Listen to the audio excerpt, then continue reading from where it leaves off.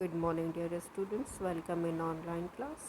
Myself, Aparna Pandey. I am your science teacher. Class 8. Today we discuss rest part of Chapter 1, Food Production and Management. Basic agricultural practices. All the activities involved in cultivation of plants are called agricultural practices. जितनी भी activity involve की जाती है किसी plant को cultivate करने के लिए वो एग्रीकल्चर प्रैक्टिस कहलाती है. These practices are adopted in a systematic way during cultivation. ये एक सिस्टमेटिक प्रोसेस होता है जब से प्लांट को कल्टीवेट किया जाता है और प्लांट के पूरी तरह से राइपन होने तक. साथ में क्रॉप के हार्वेस्टिंग और उसको स्टोर करना, ये सारी एक प्रोसेस है, एक सिस्टमेटिक वे में होने वाले प्रोसेस हैं जिनको एग्रीकल्चर प्रैक्टिसेस कहते हैं. Preparation of soil. सबसे पहले क्रॉप के कल्टीवेशन के लिए मोस्ट इम्पॉर्टेंट चीज़ होती है सॉइल. सॉइल वो मीडियम है जिसमें प्लांट प्रॉपरली ग्रो करता है. सॉइल को प्रिपेयर करने के लिए क्या क्या चाहिए? वाटर की ज़रूरत होती है और मिनरल्स की ज़रूरत होती है. Maintaining soil quality. सॉइल की क्वालिटी को मेंटेन किया जाता है, फर्टिलिटी को बूस्ट किया जाता है क्योंकि अच्छे से अच्छा कल्टीवेशन, क्रॉप का कल्टीवेशन हो सके.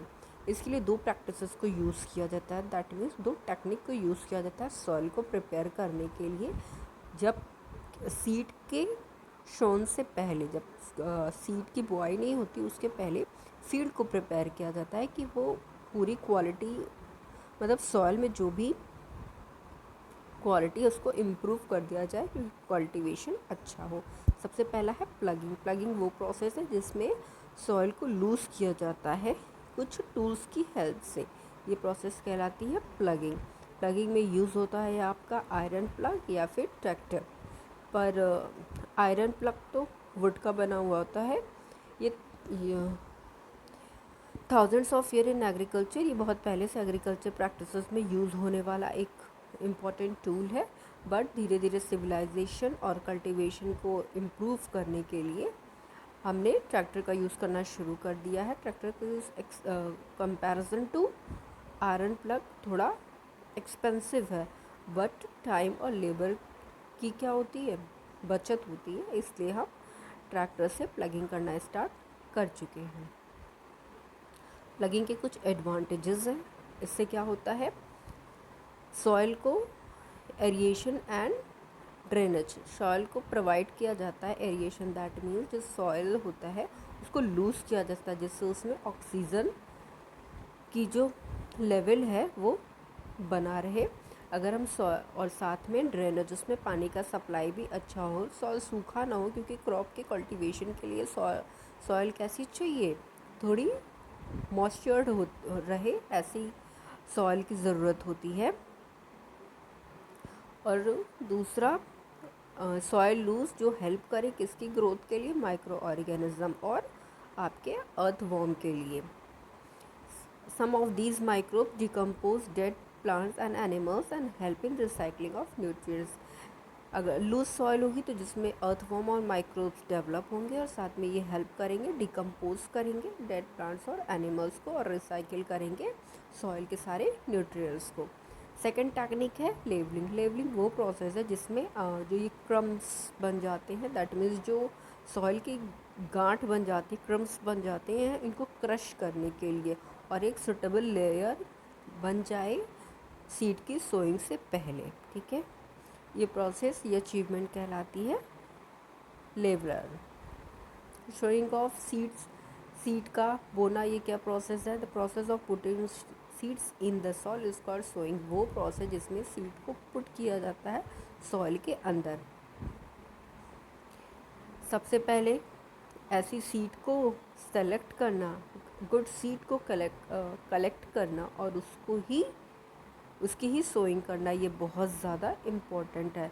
सीड की क्वालिटी को इम्प्रूव करने के लिए उस सीड को सबसे पहले क्या करते हैं, सोक करते हैं वाटर में.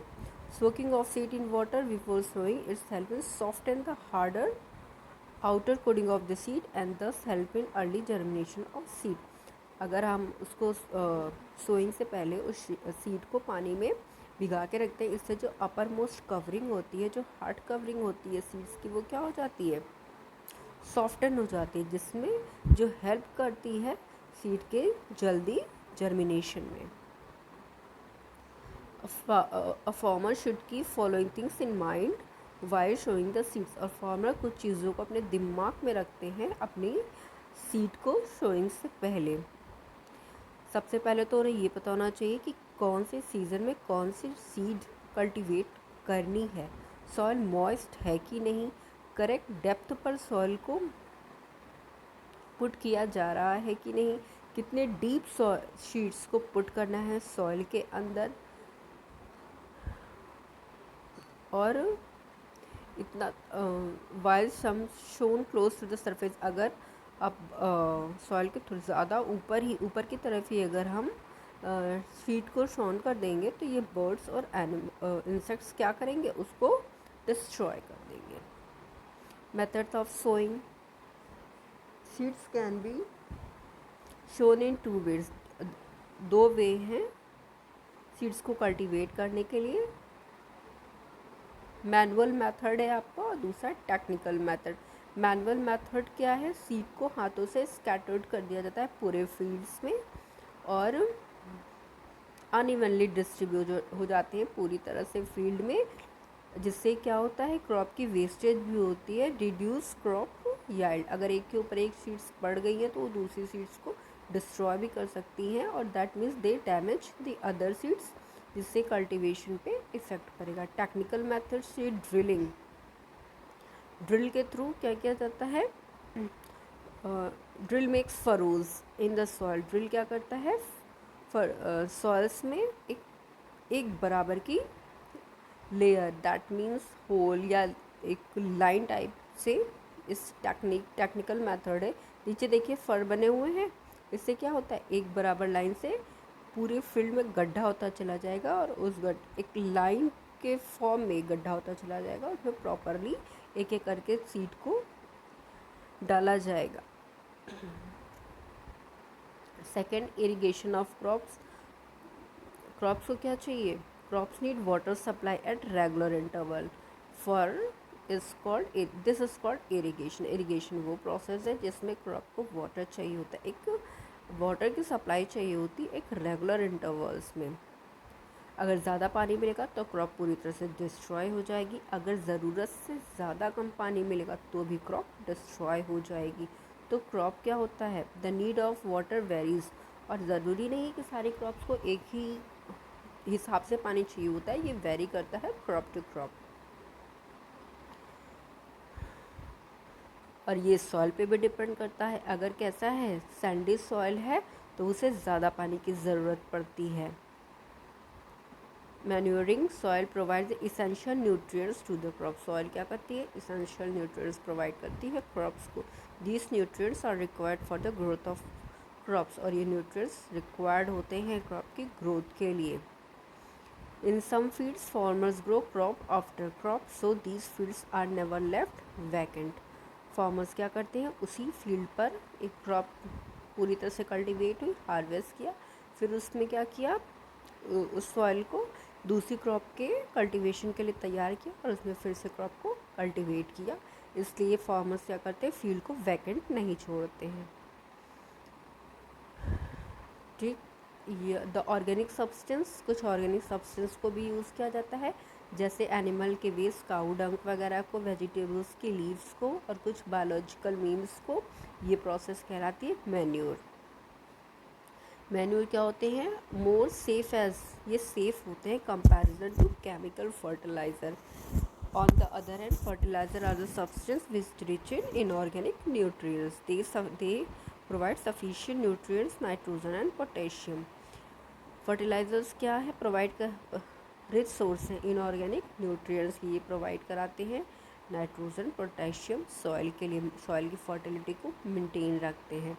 Chemical fertiliser are being used excessively, साथ में केमिकल फर्टिलाइज़र भी इसमें बहुत यूज़ होता है। ठीक है, क्रॉप रोटेशन क्या प्रोसेस है, अगर किसी फील्ड पर एक क्रॉप को कल्टीवेट किया गया है,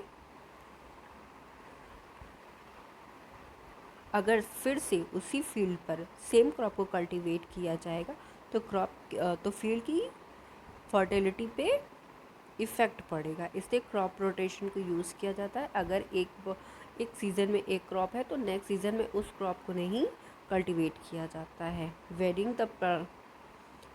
वेजेस क्या होते हैं? Wedging the plants other than the crop plants field growing in the field are called wedges. Wedges क्या है? खरपतवार होते हैं।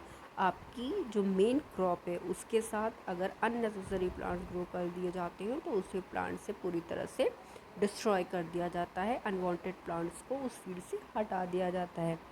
ये अगर नॉर्मल है, दैट मीन्स अगर उनके रूट सिस्टम्स बहुत ज़्यादा हार्ड नहीं है तो ये हैंड पिकिंग से भी हट जाता है। अगर थोड़े बहुत हार्ड है या फिर सॉइल के ज़्यादा डेप्थ में है तो खुरपी की हेल्प से इसको निकाला जा सकता है। साथ में कुछ वेजेस कंट्रोल केमिकल्स भी आते हैं जिसे पेस्टिसाइड्स कहते हैं। इन्हें स्प्रे किया जाता है फील्ड पर। पेस्टिसाइड हार्मफुल क्रॉप के लिए हार्मफुल नहीं होते हैं। Their solution in water is spray over the crops, और इन्हें वाटर के साथ मिलाकर, दैट मीन्स डाइल्यूट करके स्प्रे किया जाता है क्रॉप्स पर। Thank you student, we discuss rest part in our next video.